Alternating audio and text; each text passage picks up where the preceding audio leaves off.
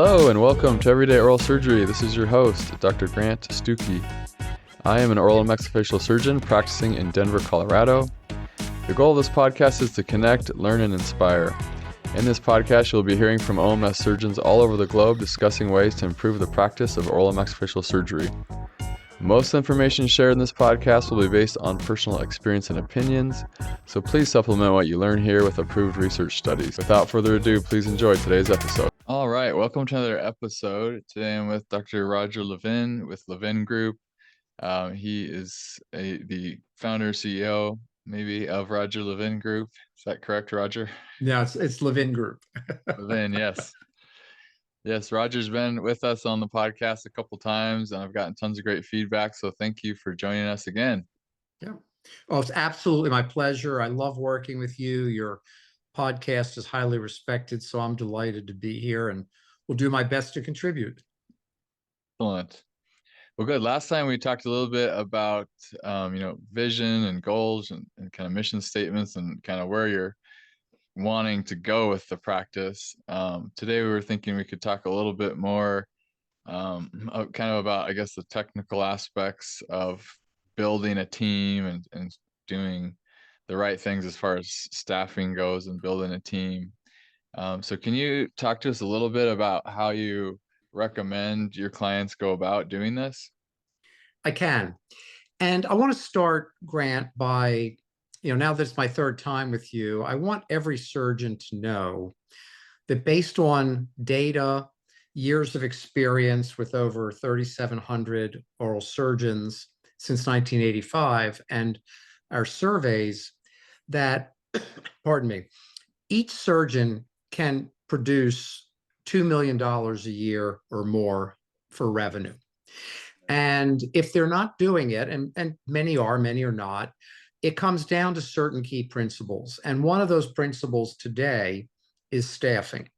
Now, to make everybody feel better, we didn't suddenly have a staffing problem that occurred because of COVID. We have always had a staffing problem. And what I mean by that is, even when I was in practice in the 80s and early 90s, people, yes, were more responsible, stayed longer, maybe more mature, et cetera, et cetera.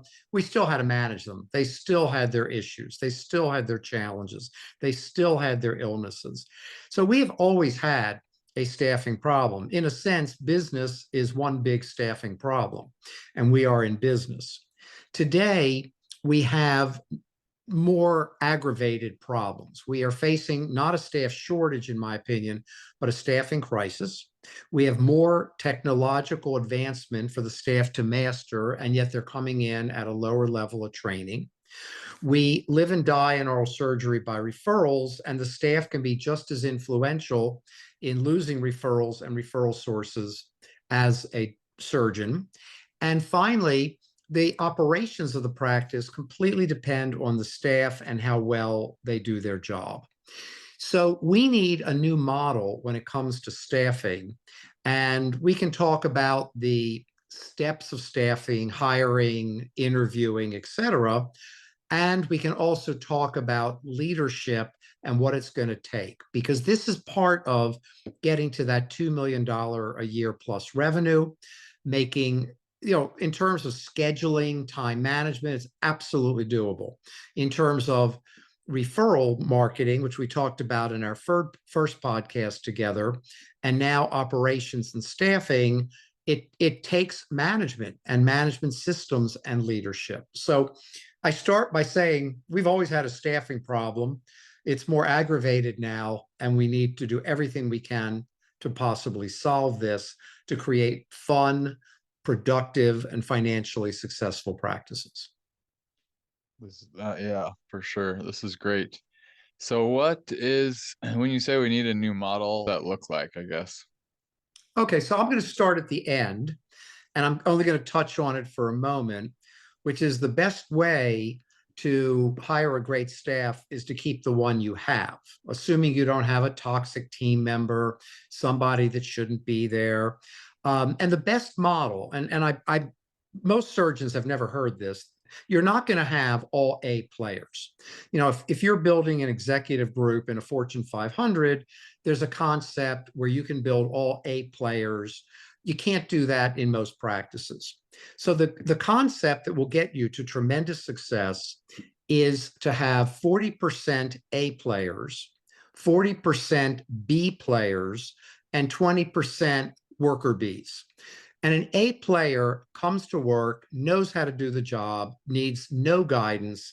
They think, they make decisions, they make good decisions, and they make life incredible. The B player comes to work, they will do the job, they will make some decisions, they will do what they think needs to be done. They don't always get it right, but they're really good team members to have. They're pretty darn good. And a B can become an A. The C players, or what I call the worker bees, are never going to be A's and B's. They come to work, they do the work as best as they can. They're pretty good at it. They don't make decisions, they don't think, they don't work independently, but we need them too. So 40% A, 40% B, and 20% C or worker bee is a great model to build. And the A players will assist the others in helping them to do well. So the end of the story is keeping the team you have, if it fits that model to some degree, is excellent. Now, a lot of surgeons will simply say, oh, I've got a great team, just because they come into work every day. Well, that's not the definition of a great team. That's the definition of people come to work every day, and maybe they can be a great team. So we need to start by changing the paradigm. That word paradigm is so overused, but I love it because it means a new way of doing things, a new era, a new behavior. And the paradigm is when you are interviewing, stop interviewing for positions: an assistant, a surgical assistant, an insurance coordinator, an implant treatment coordinator, an office manager. Stop putting out advertisements to get people to contact your office for an interview where you are just as boring as everybody else out there. You've got to do something to make yourself different. And what makes you different is when you talk about the things that today's worker actually cares about. We're not hiring the same kind of people we hired 30 years ago that would get a job, wanted their paycheck, would come to work, they understood manners, they were respectful. They weren't always easy, but they had more of a sense of work ethic, so to speak. We're hiring people today that also think about themselves, how hard they want to work, what they want in their lifestyle, where they want to live. And we've got to meet them where they are, is the expression I love. So basically, when you're advertising, your ad should be enticing. Are you a positive environment? Do you really have teamwork? Is there opportunity to grow? Are you really focused on not just incredible clinical care, but five-star customer service for patients? These are line items that really excite people because today's worker wants one thing as well. They want a purpose. They want to know why they're coming to work. They want to work with people they like. They want their paycheck, but that's not the only thing that they want. So your ad should talk about a culture of positivity. It should talk about learning and growth opportunity. It should talk about being part of a world-class team. It should talk about an opportunity for growth and development, should that exist, and make the job something more than just a job and a paycheck. Does that make sense? Yeah, that makes a lot of sense. Because I feel like most job advertisements is we're looking for an implant coordinator, and here's the pay. And there's not much more than that. And like you're saying, that these people and potential team members are looking for so much more than that. And they really want probably even more than pay is they want to know what the culture's like. Is it a place that's, going to be happy for them each day, that they can grow and learn stuff? It's mentally stimulating, all that type of stuff. So that's a really good point to bring up that we probably often miss in our advertisements. Yeah. And, I have a saying, never argue a generality from a specifics, but I have a specific story. I have a friend who has a son who very bright young man, had a nice job, good income.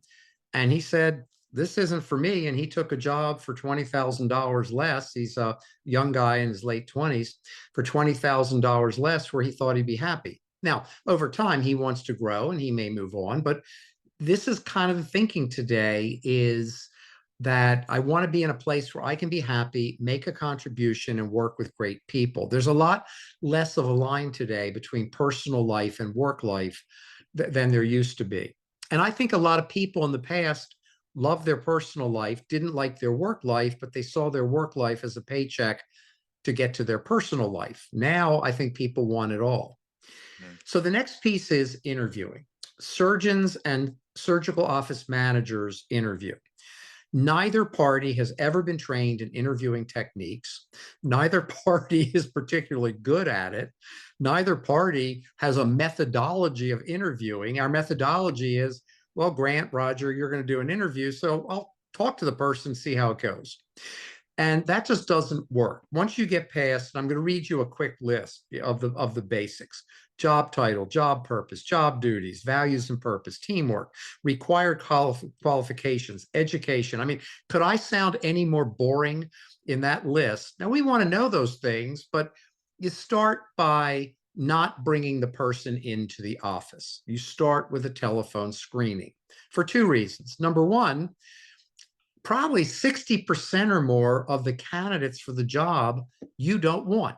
Now, let me give you a warning. I'm going to digress because some of you listening to this may think I've got the magic answer to hiring staff because you're desperate. And I understand desperate. I ran a practice, I run a company, been involved in a lot of companies. I understand desperate. And a warm nobody, right? Wrong.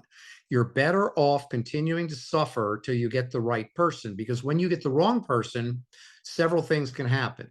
One, you disrupt the rest of your team. Two, you will be rehiring that person in 6 months when you fire the person you shouldn't have hired to begin with. And three, you'll go through a lot of pain, mental pain and anxiety while you're doing it because nobody likes this stuff. So the first thing you do is a telephone screening. You develop a list of questions that you want to use in terms of a telephone screening, better by an office manager, but train the office manager to be objective. The job is to do the screening, ask the questions, determine if the person is a candidate, and then schedule them for interview. Now, having said that, there's another piece that's different. You're not just interviewing them, they're also interviewing you. There's a sales component here, just like selling an implant case, where you've got to help the candidate want to come in for the interview. And later, you've got to help them want to take the job. So you start with a telephone interview, and that will help you eliminate people that are not what I call the right fit. And you also won't be sitting there at 6 o'clock waiting for the candidate has an appointment to interview that doesn't show up. And more people, they don't even call you now. They just don't show up. We have a whole different definition. So here are some sample questions. If this will help people, I like to be very practical in a telephone screening. And remember, I want to keep tying this back to this is how you build a high revenue, successful practice, because you need a great team. So questions like, are you currently employed? How long have you held this job in this practice? What were your 2 previous jobs before this one? Do you have surgical experience? What is your current position and title? Why are you seeking to change jobs at this time? Are you available full-time? When are you available? And do you have any specific salary requirements? Those are excellent questions to ask in a telephone screening. Now, if that goes well, you schedule the person for an interview. And you also should get their references and resume in advance. Don't wait till they come in to hand you the resume. And at the end of the interview, ask for the references. Why? Because today, and this is a huge shift, if they're good, we want to offer them a job at the first interview. I used to teach a 3-interview process. That was great when you had many candidates for a job, 10 or 15. That was great when you had time. And if somebody took another job in the interim, you had 5 other people to pick from. But today you're competing for great staff. And when you're competing, you've got to be fast. So you want to get the resume and review it in advance and have their references checked in advance. Now, I know, and Grant, you probably know that most surgeons don't check references. why don't we check references? One, we want to hire somebody as quickly as possible. And two, we don't often get a lot of good information when we check the references. But there are times where somebody will give you a heads up. This might not be a person you want to hire. So you want to check the last 2 or 3 references. And by the way, the last reference is not always the best one. It's 2 ago or 3 ago that are often the best references. And don't be put off if they've changed jobs every 3 or 4 years. That's going to happen today. I'd love to tell you it wouldn't happen. Uh, Great practices, the top 10%. We have a study on the top 10% of OMS practices do keep their staff longer. Part of it is pay scale, part of it is how they're treated. But just because a person's changed jobs a couple times is no longer a reason not to hire them the way it would have been a red flag in the past. So at that point, if it's a good telephone screening, you schedule them to come in for a live interview. And if they don't show up, they're all, you don't call them and see if they had an accident. They didn't. They're off the list. Exactly. Yeah. Yeah, one thing I've learned from calling references is that, especially if it's a doctor, another doctor, most people like will write a letter, for an assistant, let's say, or a front desk person, and they'll never say anything, of course, bad at all in a letter, Right. because they'll hand it to the person and say, "Oh, here you go." But when it's a phone call, doctor to doctor, people feel Mhm. much more free to speak their mind, and I think we're looking out for each other, and they're, Yeah. it's just you're more at liberty to say things when you're not being recorded and it's not engraven in stone type of a thing. So Yeah. I have found that to be effective. And here are the key words, Grant. Next time you have to do it, you say to your colleague, everything we talk about in this call will be confidential. It gives them the confidence because they're legal factors. If you say something bad about somebody, those words, telling someone it's confidential, make them feel more comfortable. They feel good about that. So that's a key script to keep in mind. And even if they don't give you flat out information, they'll give you an indication that this Yeah. might not be the right person. And a great question to your colleague is also, would you hire this person again? And they are allowed to answer that question. So Okay. that in most states. So now we have a live interview. And the live interview should be thought of as a conversation. All too often, the surgeon or the office manager asks a bunch of questions like a robot. And then that robot is good in the telephone screening. It's not good in the live interview. You want to have a conversation. And my rule of thumb is you want to get the candidate to do at least half the talking. If they can't support a conversation, you probably aren't going to want to hire them, especially at the front desk. So when they come in for the interview, you want them comfortable. It should be personal conversation, and you should ask a lot of questions. Ask, there are things you can't ask. Are they married? You can't ask that. You can't ask their age. You can't ask if they have kids. But everybody's going to tell you the whole story if you're asking questions. Tell me about your career. Tell me about your life. What do you like?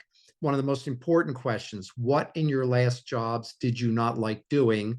And say, we all have things we don't like doing. What did you not like doing? Because if that's their main job, you've got a problem right there. Um, Ask them questions. How do they relate to other staff members? How do they relate to patients? And you want to have a full conversation with them in addition to getting their background and experience, some of which is from the telephone screening, some from the resume. You really want to get to know the person. That's what's really important. And you want to think of them more like you're in a restaurant with another friend and they brought another friend who you don't know. How would you get to know that friend? Because character, attitude, and behavior are far more important, I believe, than certain skills. If I had to make a choice, I'm always going to hire attitude, character, and behavior and teach the skill. Hopefully we can get both, but getting all the skills we want is not as easy as it used to be. Oh yeah, I would agree 100% with that one as well. That's how I've felt over the years. Is I'd much rather have a good attitude with zero skill and teach the skill than Yeah. a bad attitude with great skill. Yeah. Yeah. And then there's a question I ask myself when I've done a lot of interviewing as well over the years. would I enjoy having lunch with this person? If I can say yes, that's a pretty good indication that at least on the personality side, they would be a good hire. And then everything else comes down to experience and money, which we will get to. So you have a conversation, you see if you feel like they're a good fit for the practice, you see if you feel like there's someone you'd like to have lunch with. Pay attention to their energy. How's their energy? If they have good energy, lean toward hiring. That's a good thing to have. Now, there are people who are highly experienced, but they're on the downside of their energy curve. They might be a certain age, they had energy the last 20 years, but they might not have it the next 10. And you don't want to catch a person when they're moving down on their energy curve. You want energetic people. Again, having a great team is one of the three pillars of having a world-class practice. And as have said before, you've got to put in great operational systems to run your office. You've got to be more efficient than ever before. The other day, I was talking to a client. He has picked up the equivalent of 2 months a year of doctor production time when we redid his schedule, 2 extra months a year, which is fantastic. But you can't do that if you don't have a team to support it. You can't do that if you can't delegate to this team, which is so important. So that the interviewing ends with compensation. Now, before you interview, you should be online. Many states now require you to post the compensation. Your team knows the compensation, the candidate knows the compensation that's available out there, and you should be ready and know what you're going to offer. You should be ready to make an offer. If you offer a lot more than your current team is being paid, you're going to have to bring your current team up, because that's not going to go well. And they will find out what you're paying this new person. I can't guarantee much in life, but they will know what you're paying the new person. And if it's more than they're making, they're going to be unhappy. So you'd have to bring them up. And a lot of practice overhead, that'd be a good podcast to do. A lot of practice overhead is rising, especially because staffing costs are up almost 11% versus pre-COVID. So, and for that 11%, we're not getting better people. We're hopefully getting good people if we can. So you need to know the compensation. You need to be prepared with what you're going to offer. And I also think a signing bonus is a positive attribute today. Used to be just for athletes, but a signing bonus says to the person, if you accept the job within the next 24 hours, you will get a signing bonus of X. It has to be enough to be worthwhile, but it gets paid over 6 months. We had a new client several years ago who had just paid a signing bonus of $5,000, wrote a check for $5,000 the first day the person came in. She quit on the third day. You hear these stories and you say, how could you think to do that? But sometimes you just make mistakes. It happens. You do it over 6 months at 1/6 of the bonus per month. And by the way, the first 1/6 is paid on day 30 after they start, not day 1. So the 30th or 31st of the month, the last day, February being 28 most years, we pay the bonus on the last day. And signing bonuses are common. Put that in your advertisement. Again, it'll help you stand out, and it makes people feel really good. Just like on, not for today's podcast, but I also talk about longevity bonuses to keep staff longer in the practice over the years. Another topic for another day. So be ready to offer the job to that person if you like them at the end of the first interview. But have a really good conversation, ask lots of questions, get a feel for them, check their energy, and then make a decision. Okay, and in this in-person interview, do you recommend it's just the person and the doctor and or the manager? Are they meeting all the staff? Like, who is this person interacting with? Yeah. Okay. So let's start with your third one. You do not want all your staff in there. You can't hire by committee. All your staff may not be in the right mindset, training. That they'll be sitting there thinking, well, I want her to do this, and I don't want to do this anymore, so I want her to take this over. That's not a good situation. At the most, you want a doctor, a surgeon, at least one, and an office manager, assuming you have an office manager. And probably if you have an office manager, that's who should have done the telephone screening to begin with. So they already have a sense of this person. They've already given feedback to the surgeon on this individual. So either just a surgeon or surgeon and office manager. Now, there is one other category. It's probably about 15% of practices. They're big. So one of our newest clients 2 weeks ago has 9 surgeons in the practice.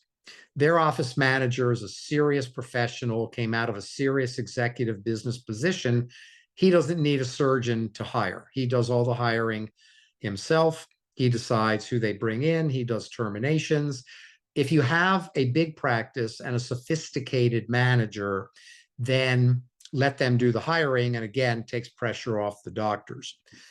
But when it comes to office managers, 96% have no management background, no management education, and no previous management experience. So they're homegrown, and that can be good, but it doesn't mean they necessarily hire on their own as well as they would hire if they had a surgeon with them. So last year I gave 4 lectures to the American Association of Dental Office Managers.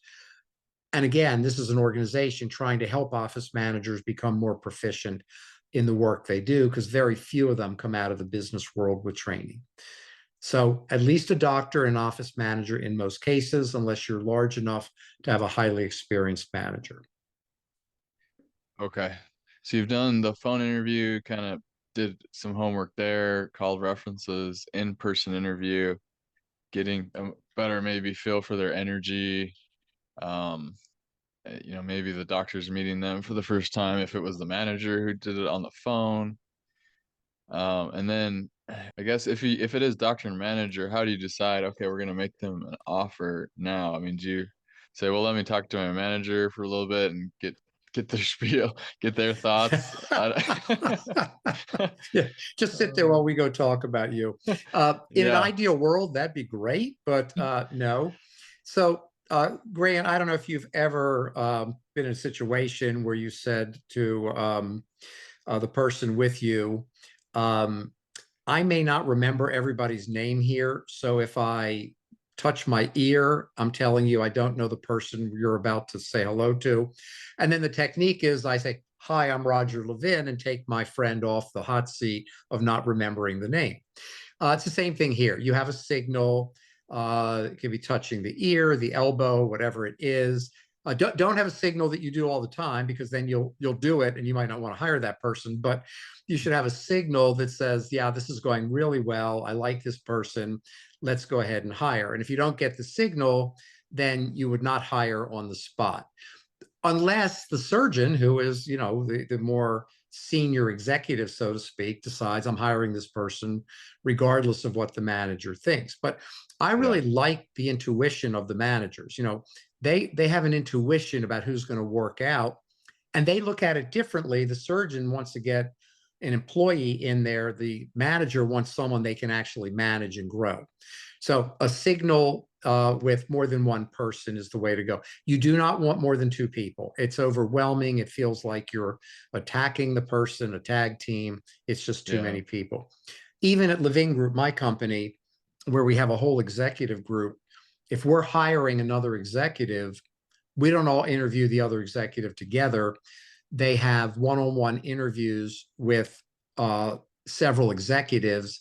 And then if they all agree, then I have an interview. Now, the difference is we're not hiring an executive in one meeting. We don't need to. It's better to have 2 or 3 interviews. It just is dangerous, because in a surgery practice, by the time you get back to the person, they may have already accepted another job. These offers come very Yeah. quickly. So Hmm. use the signal. You'll both have a feel along the way whether you like the person or not. You're both going to get a pretty quick indication how you feel. Okay. And one other question, sometimes when I'm doing interviews like this, I get hesitant about asking like negative questions, like the one question of what did you not like doing in your last job, or Mhm. have you ever, I don't know, had disagreements? How did those end up going? I don't know, because you're trying to figure out how easy or difficult this person is to work with. That's a great question, Grant. Very insightful. I don't think of the question, what did you not like in your previous job, as a negative. A negative to me would be, what are you bad at? What are your weaknesses? Like anybody ever said, oh, I come in late 3 days a week, but I smile a lot. Everybody's going to, my favorite answer to the what are your weaknesses is I try too hard. Yeah. So, and remember, I gave you a setup part to it, which is every job has parts that we don't like. I have it, you have it. What did you not like in your last couple of jobs? And again, if you don't ask that question, it's okay. I want to be very positive. Negatives to me are bad things. What are you bad at? Tell me what staff member you didn't get along with. What patient did you alienate? Those are bad questions. Those are Yeah. negative questions. Mhm. So I'm still comfortable, and I'm reflecting on your question because I do that with what part of your last job did you not like?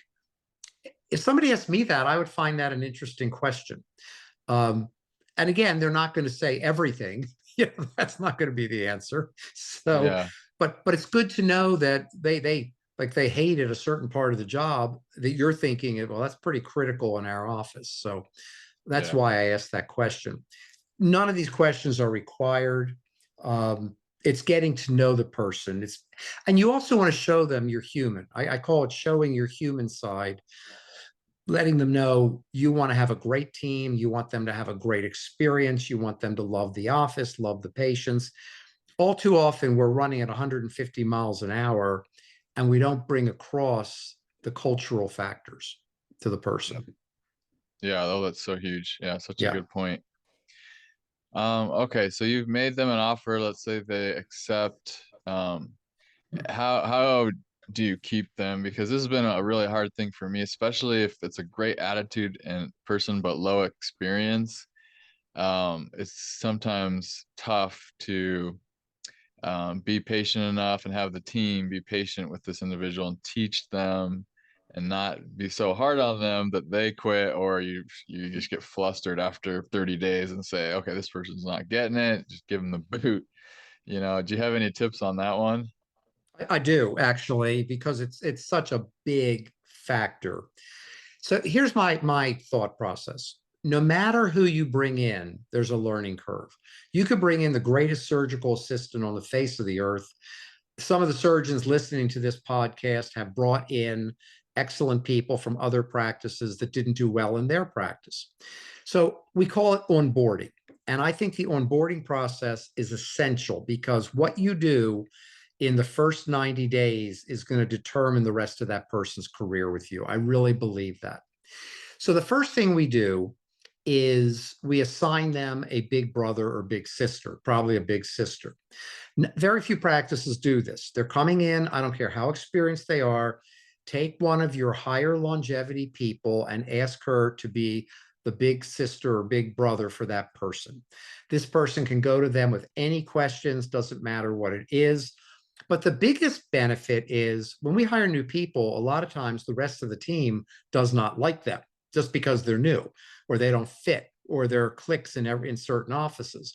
So when you've got a big sister defending you, so to speak, working with you, and they take this responsibility seriously, they're going to build up very nicely the relationship between this person and the rest of the team. All of a sudden, the non-experienced newbie, it has been there a long time because they are working with an experienced person in the practice with great longevity.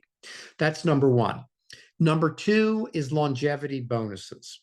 It's a different world today. We have a 31-year study as of this year of top 10% producing practices, including oral surgery.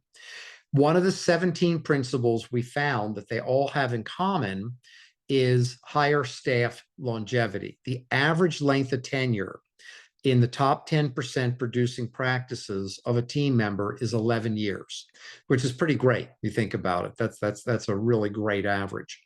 So based on that, one of the ways to keep team longer are longevity bonuses. And for some people hearing this, signing bonuses, longevity bonuses, these sound like radical ideas. They're not. They've been in the business world for many years. when they started competing more for what they call it talent. They call employees talent. There's endless articles in Harvard Business Review on hiring talent, managing talent, keeping talent. So I like a 1 year, 3 year, 5 year, 10, 15, and 20-year longevity bonuses. And they start off smaller. At the end of 1 year, it might be $500 or $1,000. At 3 years, it might be $1,500 or $2,000. But by 20 years, it could be $15,000 or $20,000. Now, I can't hear all of our listeners, but if I could, I'm sure I just heard some choking. And I understand that. But what our listeners don't know is that the average cost of a staff turnover is between $50,000 and $100,000 of lost production. Now, many people are saying, oh, that's not true. I've never had that. You're right. What's not true is that you don't see it. It's not that your $2 million practice drops to 1.9. It's that your $2 million practice didn't get to 2.1. Turnovers cost money. They take time, effort, anxiety, frustration, and they cost real dollars when you have turnovers. And we have clients who come in sometimes after they've had 4, 5, 6 turnovers in a couple years, and they're losing $1 million, $1.5 million of lifetime revenue. And they have the frustration of hiring people, not all of whom don't work out. So I love longevity bonuses also. And what a message when the 10-year person gets a big bonus. And now people don't get to say, well, I didn't get that. Well, you can have it at 10 years. And when you've got a long-term team, life is just wonderful. I mean, I often say to doctors, well, how much will you pay to be happy? And then, oh, I'll pay a lot. Okay, well, let's pay it to the team because that's how you're going to get happy. So first we have a big brother or big sister. We can call them a mentor. And the mentoring process is so fantastic, and we've lost it in America. We expect people to come in, do a job, I pay you, you do work. The transactional days are over of, you get a paycheck, do your job, that's over.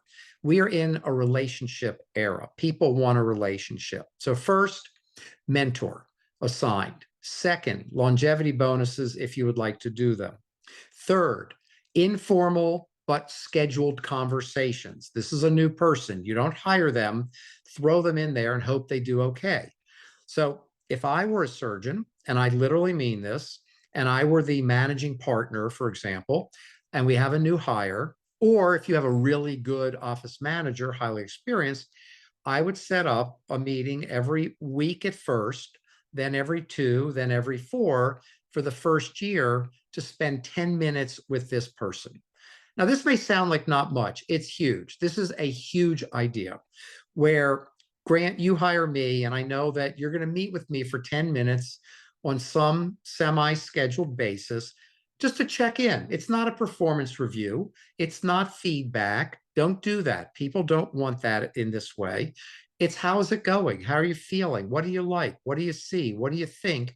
You can learn a lot from your team, and you can learn a lot from new people. So checking in with them regularly and not letting frustrations get to a boiling point.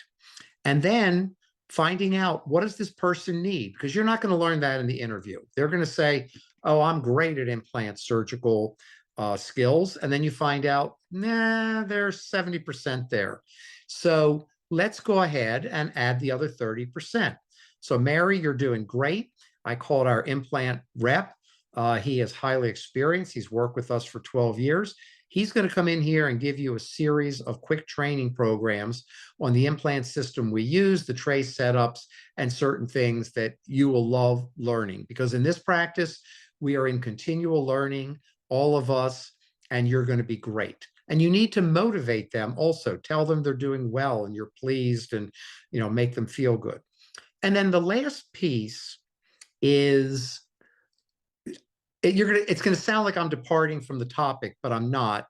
It's on increasing team longevity. What do we do to keep our team? Well, what does that have to do with hiring new people? Because the new people are now part of the team. And if you don't have the right culture, we talked in our last podcast about culture and vision and mission.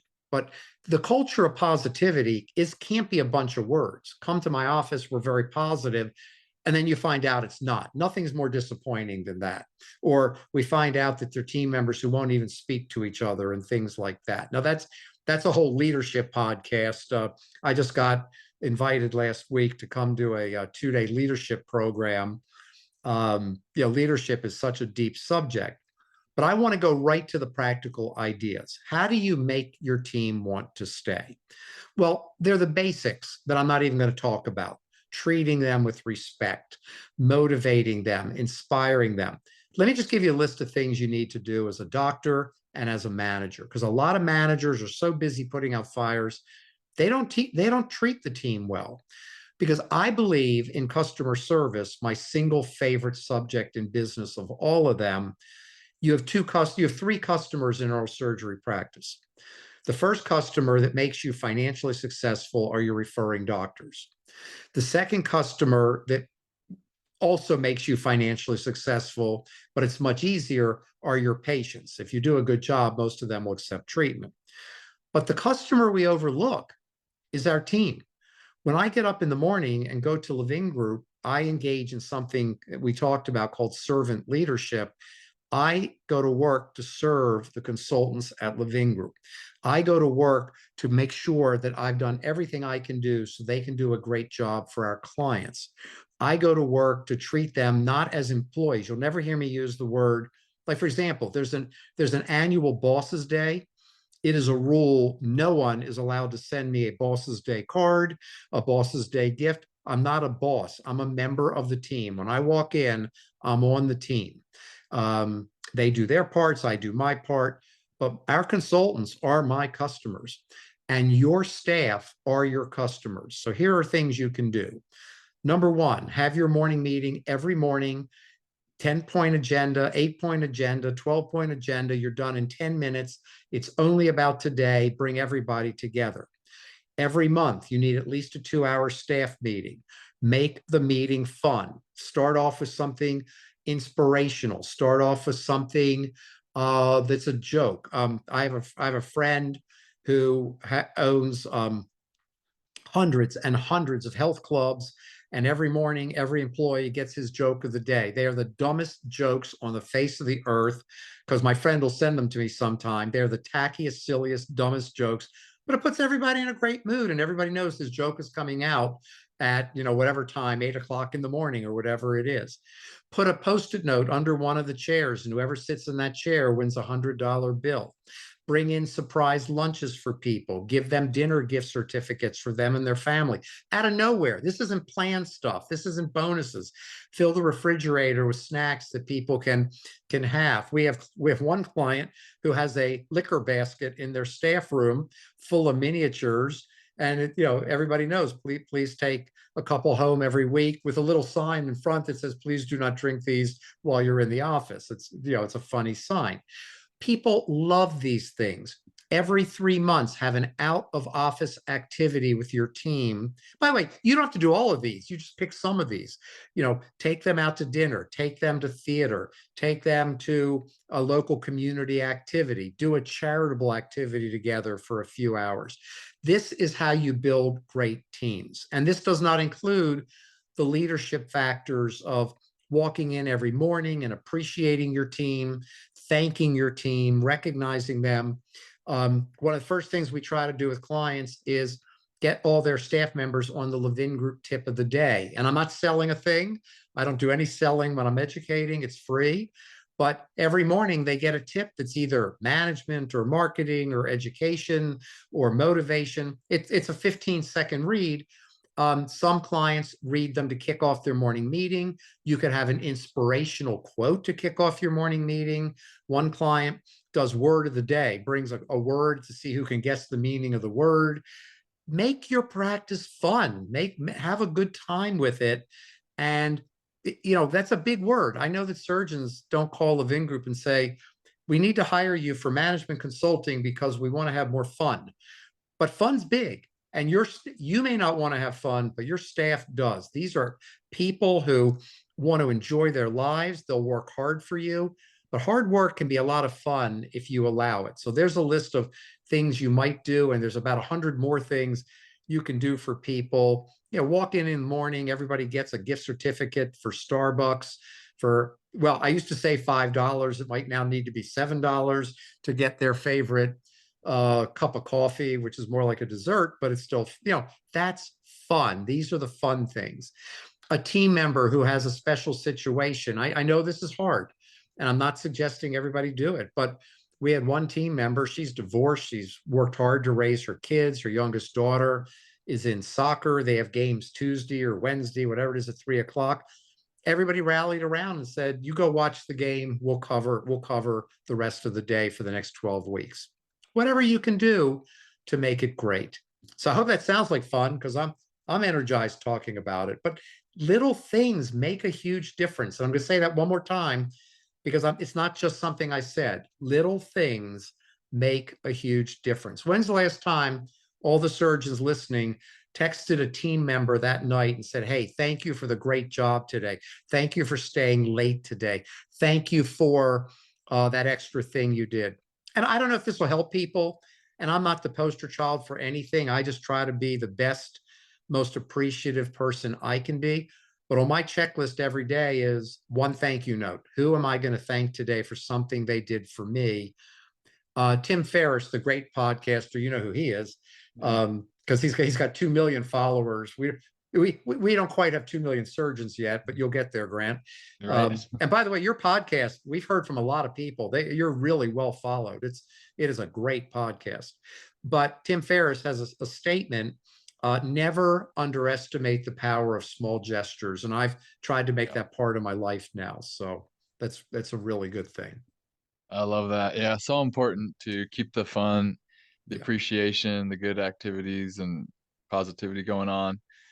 Couple questions for you. One is, with when you talked about the longevity bonuses, do you like tell staff members that, like, day one, and say, hey, here's the schedule and here's how much, or what does that look like? Oh, absolutely, Dave. So let me make 2 comments. Before I answer your question, I'll come right back to it. If we ever do a leadership podcast, one of the things you'll hear me talk about that's new is transparency. People want to know what's going on. Yeah. And when they find out late in the game, when they hear it from someone else, it becomes rumors, and rumors always go to the worst case scenario. Oh, Dr. Stuckey gave that assistant $1,000 at the end of her first year because she's his pet, that Right. kind of thing. Yeah. We live in a world today of transparency. Now, if you really think about it from a sociological, anthropological standpoint, social media has made everything transparent. Now, a lot of it's not true, but nonetheless, everything's transparent. So you tell your staff day one. Now, what's the main reason that you tell them, hey, here's 1, 3, 5, 10, 15, and 20-year bonuses. Here are the amounts that you will get if you last that long. You don't say if you last that long, because we want you to be with us. I turn everything pretty much to the positive that I can. But you want them to aspire to staying. You want the 3-year person saying, I want to be here 5 years. Oh, I'm going to get that 10-year bonus. I've had staff members that have been there for very short term say, I'll be getting not to me, but to their doctors in our client practices, I'll be getting that 20-year bonus, because it's a big number, especially to them. It's a huge number. And yet, to us as surgeons, it might kill you to write that check. But let me tell you, you're going to be, the return on investment's enormous. So you tell them day one, it's transparent, but also the ulterior motive is you want them to aspire to staying. And the longevity bonus isn't a bribe, it is appreciation. It's an appreciation bonus for you being here and contributing all these years. And people really love that as a cultural concept in a practice for those that want to do it. And the problem I find, Grant, is there's a wonderful expression that I live by and I share. Don't step over the dollars to pick up the pennies. The longevity bonus is the pennies. The increased revenue with lower turnover are the dollars. And by the way, if you terminate someone, then they don't get the next bonus. That's all part of it. So if they don't perform, and you have to terminate, you don't owe them the next bonus.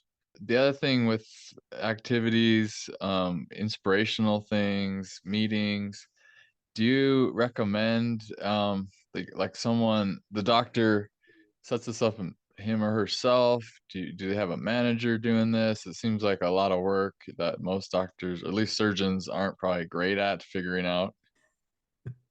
Absolutely. Well, first of all, I'm a dentist. I'm a third generation dentist. My father and grandfather had full dental careers. I was 10 years full time. So I understand the audience I'm speaking to. And we are not business executives.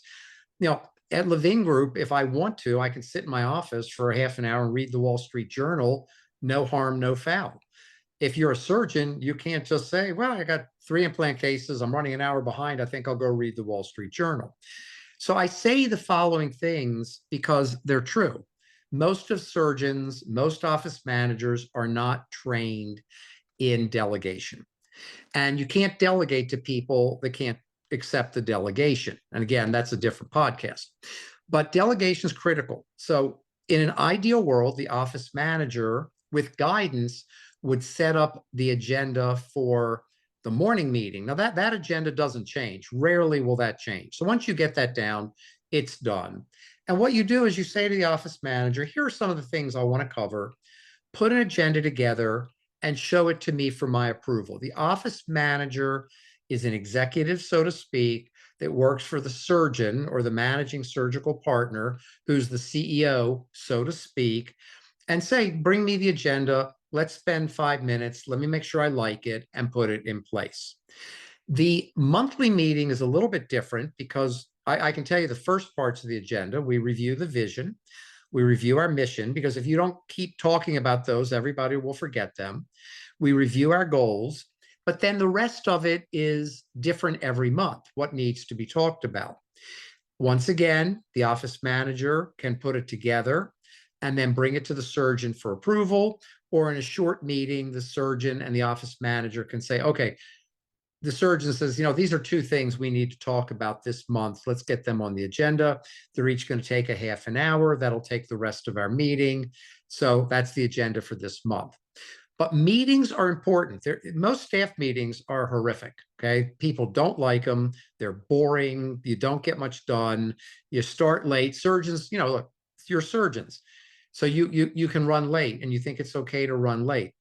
It's not okay for your staff meeting. Try to start on time, try to end on time, and have a set agenda, but make the meeting positive and upbeat and fun. One great thing to do is go around the room at the beginning of the meeting, and everybody should update somebody on something personal that's good in their lives. What did your kid do? What did your spouse do? How was your last trip? It creates an incredible atmosphere. It also gets their heads out of what they were doing and into the meeting itself. So delegate everything possible, but you can't just delegate it without getting the person you're giving it to ready to accept the delegation. Okay. With these morning meetings, the 10-minute meetings, I like this idea of being motivational and personal and kind of getting people excited for the day. Usually we do, in the past, we've done like end of day meetings because the morning is hectic, but also I've noticed staff oftentimes just want to go home once we're done. It's hard to stick around Yep. for a meeting. So I could see why you would maybe want to start with the meeting instead. Yeah, Is that why you have it at the beginning and not the end? absolutely. I think sometimes we forget that our staff often has 2 jobs, because life has gotten much more complicated. If they've got, I mean, look what people go through with kids, with sports and traveling league and all the different things we have to do in life now. So they want to go home. And there are people Yeah. that don't mind. I always advise you're better off starting the day 10 minutes earlier if you have to have the morning meeting, than doing it at the end of the day. You will have disgruntled people sometimes, especially if you run late. If you're 15 minutes late, which surgeons, it happens all the time, and now you're going to ask them to have a meeting, all they're thinking about is, when can I get out of here? I've got Yeah. to get to the market. I've got to get dinner. I've got to take a kid to sports. I've got the school concert, I got the PTA, I got the homeowners meeting. It just goes on and on for people. So there are a lot of people, their day doesn't end until they drop into bed at night and they don't want to be late for part two. Yeah, for sure. Yeah. I've tried most of the things on that you brought up, taking staff to sports games, giving them gift cards, a lot of the stuff. I would just say one of the most impactful things I've noticed, which was like one of the smallest things, but was like writing them a handwritten note that I mailed to them for some Yeah. reason. People act like that is like, especially now in the day of texting and no one ever writes or mails letters. Most people don't even know how to mail or get a stamp. For some reason, that was like, what in the world? Like all the effort it took. So that's my 2 cents on all of those activities. Like that's so simple, but it makes such a big difference. Oh, I think it's huge. And the difference also, Grant, is you don't get a lot of handwritten thank you notes or letters anymore. Yeah. So when it comes, it gets noticed.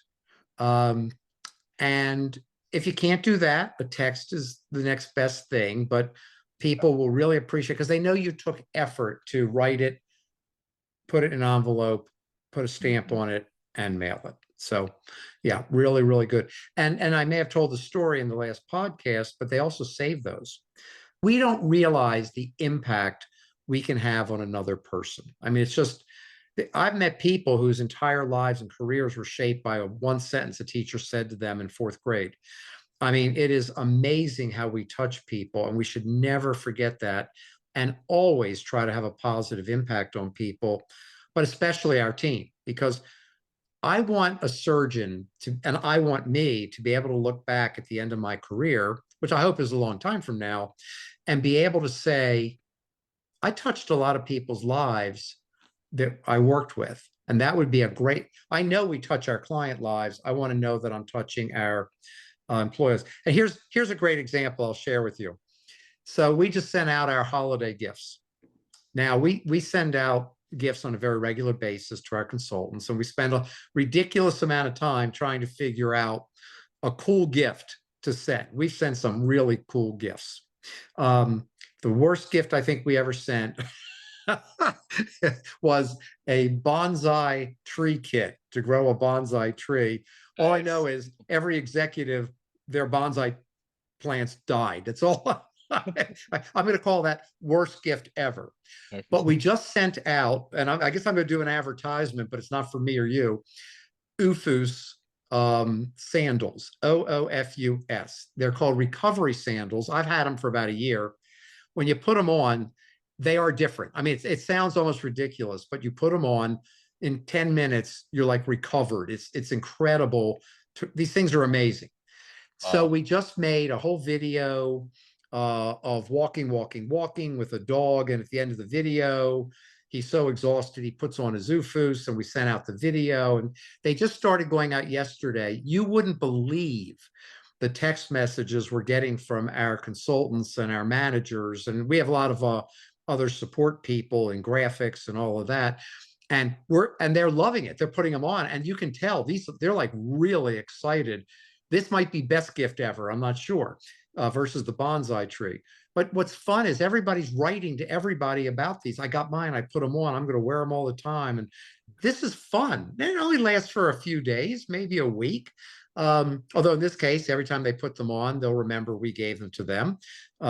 They will not remember their bonsai trees, but Right. they won't remember the incredible food basket that we would have sent, and we sent a lot of food. This is the fun stuff. This is what people appreciate. And whether it's the handwritten note, whether it's the video is hysterical that was made. It's really cute. Especially because you got a really cute dog wearing the ufus at the end because he's so tired from walking. But this is the kind of thing, it's just creativity and caring about people. And that's the other thing. If you can get your mindset, I care about my team, it's my job to help them be great, you're going to have a great team. It's pretty hard to fail that way when you think that way. Yep. Such a salient, important point. Um, and I know we're at kind of getting towards the end here, but one question which is, and I don't know if you deal in this scenario much. I know you're mostly with private practices and doctors who own their own practices, but maybe, with the itinerant surgeon or the surgeon who's going to multiple practices and maybe doesn't own all the practices and kind of, usually they're more connected with their assistants, but the front desk is not really their employees, but still it's such a critical part of their daily experience. Do you have any thoughts on that? How to motivate when you're maybe not their direct employer? Absolutely. Let me give you 3 to 5 answers. Number one, show up with a box of donuts periodically. It is so funny that like as if the staff can't afford to buy a box of donuts. People go wild, and I mean you can get gourmet cookies or whatever. I say donuts.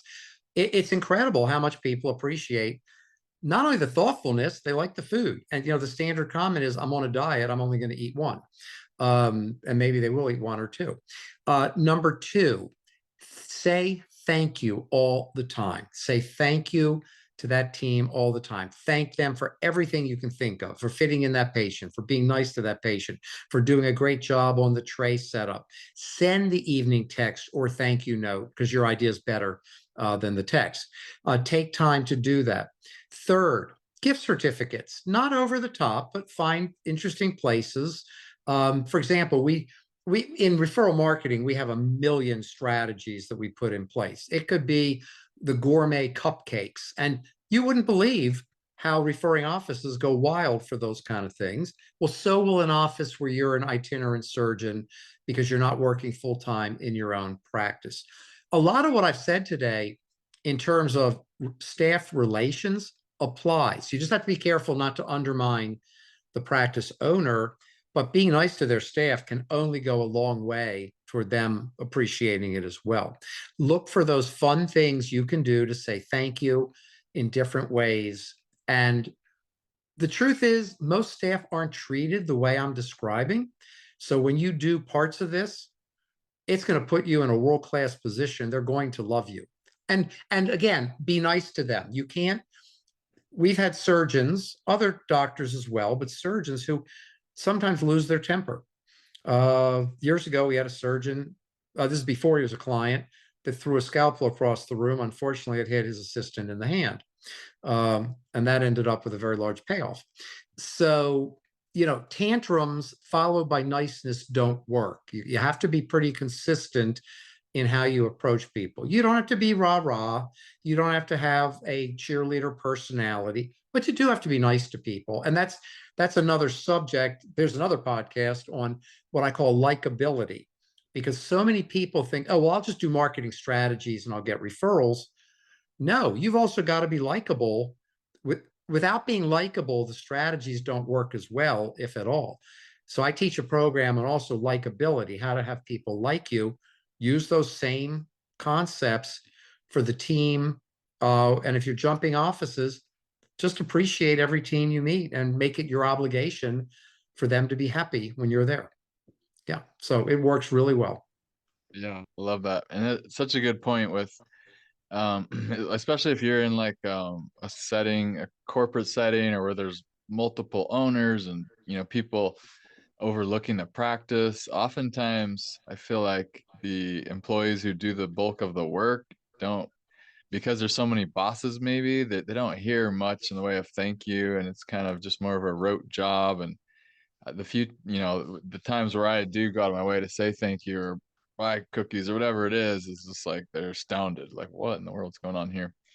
um I've also found But it's good to, if you find like a high energy person in your practice, to say to that person, hey, I want to work with you, and like each month I want you to remind me and get lunch, buy it for the whole office or whatever it is, and get the high energy person like motivating you, because if not, you could go months and totally forget about all this stuff and it goes downhill. well, Grant, that's your CFO, Chief Fun Officer. And you can even give her a budget if you want. But the high energy person, if you're lucky enough to have that cheerleader, empower them because they will do it for you. They will take care of it for you. You can really empower them to do an amazing job. But I know we're toward the end. I'll make a suggestion, and I'm dead serious about this suggestion. This is not to be cute or funny. Get an index card and write on the index card the names of all your staff and put at the top, anyone I don't thank today will quit at 5 o'clock. And put that card not where they can see it, but where you can see it on your desk in your private office. So when you go back there, you remember to take out that card. You look at that card once a day, you'll start thanking people all the time. Anyone I don't thank today will quit at 5 o'clock. All of a sudden, it's pretty cheap to say thank you, and it's pretty easy, but you just have to remember to do it. Oh, for sure. That's awesome. Power of thank you. Yep. So incredible. Similar to, but maybe not as powerful, but saying I'm sorry, admitting fault, and like you're saying, being a servant leader, it's just so powerful, and it's so astounding. I feel like in the surgery world, because the surgeon is built up to be the pinnacle where everyone else serves the surgeon. Yeah. And when you flip the script, like people just are shocked. I mean, it's insane how powerful it is. Yeah, it's interesting you say that. If we wanted to go deeper, I would talk to you about the concept of blame, because this is where a lot of surgeons get in trouble. They blame somebody for the wrong tray setup, the wrong this, the Yep. wrong that. I can only tell you that in a business and in mine, and it takes people a while to get it, they don't understand it. We don't do blame. There is no blame. There are issues, we solve them. There's no blame. You're either on board or you're not going to be on board, but we don't waste time blaming. If you can, this is higher level thinking, but if you can get away from blaming people and team members blaming each other, and learning to say, when someone says, well, that was Jody's job, well, we don't do blame here. I love these words. We don't do blame here. We do not do bad attitudes here. We do not treat patients poorly here. These are key words. If you could eliminate blame and work together, just solve issues, because whatever comes up, you got to solve it anyway. And people will be happier and feel better. And I love what you said. I think you're dead on.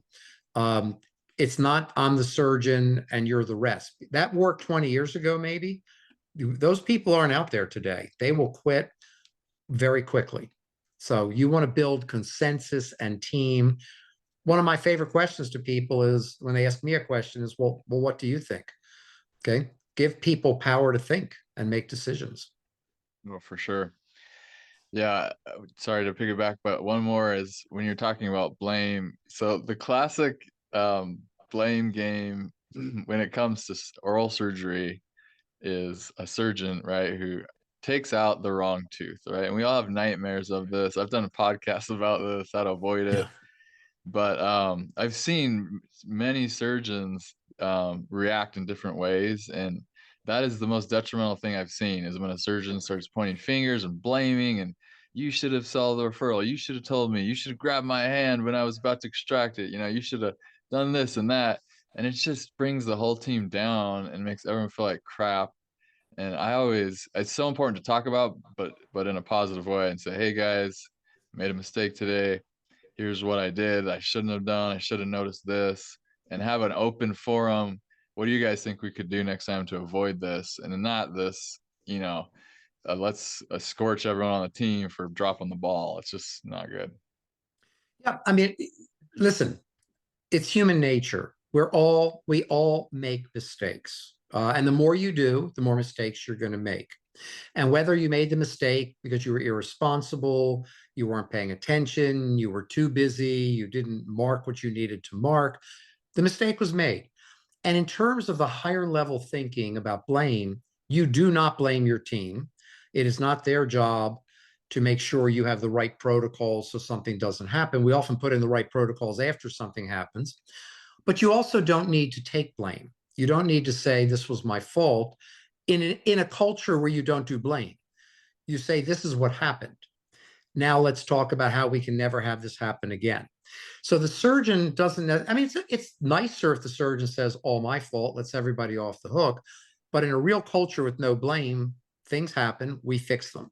This is serious. You might get sued. You might have to pay it off. You might have to put in an implant for free. You're embarrassed with the referring doctor. One reason we want to blame is we look incompetent. Well, you're not. Things happen to all of us. There's things I've done 1,000 times, and the 1,001st time I did it wrong. Or the other day, I mean, this isn't the same thing, but I'm walking into the office. I have a 70-pound dog that actually goes to work with me every day. I got him on a leash. I got the briefcase. Normally I have my travel mug that screws on properly and the coffee's in the mug so it doesn't spill. I forgot the mug, so I stopped at Dunkin' Donuts and picked up a coffee. He saw something. He goes jumping. He pulls my arm. The coffee spills all over the place, all over my shoes, all over my pants. Jeez. Okay, I've done this lots of times without spilling the coffee, right? So it's not as bad as taking out the wrong tooth, perhaps. Not as serious. I shouldn't say as bad. It's not as serious, but did I blame the dog? If anything, I said, okay, I shouldn't have had the coffee in the same hand as the leash, right? Right. So I don't do blame, and I would apply that in my business. People make mistakes, we learn from it. I make mistakes, we learn from it, and put in protocols so we don't repeat them. But in a real culture of no blame, you don't blame you or them. We just fix it but human nature says, oh, I don't want to look this bad. I'm furious. This violates everything I'm supposed to look like. So I got to blame somebody for making this happen. And that's never productive. All it does is bring people down and ruin their confidence at the same time. Yep, totally agree. Kind of like being a parent when you get tempted to scold your kid and make them feel bad because you want to burn into their memory that was a bad decision. Yeah. It's just, it's so much better to say, hey, here's a mistake. Let's talk about this openly, not accusingly. Yeah. I just feel like my kids always respond better when I do that. Absolutely.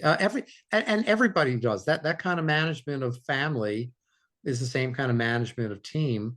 And by the way, another question I'll give the surgeons, because you're going to make mistakes. Bad things will happen. Are you giving up your license? Until you have to give up your license, you're okay. You'll bounce back. You'll be fine. You might lose a referral source. You might have a lawsuit. Nobody wants that, but it's not the end of a career. So don't blame, fix it, and move on as quickly as you can. And, and I hate to say this, but that's why we pay malpractice insurance also. I see people that get sued and they're completely debilitated by it and blaming themselves and others. And it's always a lot of times it's the patient. It's a bad patient. Doesn't matter. Move on, because that's just going to debilitate you. Oh, by the way, when you're debilitated and blaming, you treat your staff poorly, going back to our main subject today. And when you treat your staff poorly and you're not thanking them and you're not having fun, you're bringing them down and they're going to quit, some of them. Absolutely. Well, Roger, thank you so much for taking the time. This has been very enlightening, and I've just loved this topic of how to build a great team, maintain and retain people, and get the right people. It's been awesome. Well, I love doing this with you, Grant. And you're doing such a great service for oral surgery. I'll say it. We're all lucky that you're doing this. It's wonderful. Well, thank you. I appreciate it. It's mostly just the power of my guests. I just ride their coattails and all the great info and content that they have. But you do ask really good questions. Appreciate it. Yeah. All right. Well, I look forward to connecting with you again to discuss another topic. And if there are any listeners that had feedback, please email me. I'll put your contact info in the show notes as well, if you're okay with that, Roger. Absolutely. By all means. Thank you so much. Well, have a good rest of the day. Thanks, Grant. Bye. Bye. Thank you so much for listening to this episode of Everyday Oral Surgery. For more information on these podcasts, please visit everydayoralsurgery.com. I love feedback and would be very grateful if you would reach out to me via my email, grantstuckey@gmail.com, and let me know what you thought of this episode. Or you can text me at 720-441-6059. Additionally, if you have any topics you'd like to hear about, or if you would like to be a guest on the podcast, please email or text me. I found many of my interviewees through people who have been contacting me and have been listening, and I've gotten so many great ideas for more podcasts, and that's what helps keep the podcast rolling. So really appreciate you making that extra effort and helping me out with feedback and knowing what to do next on the podcast. Thank you so much.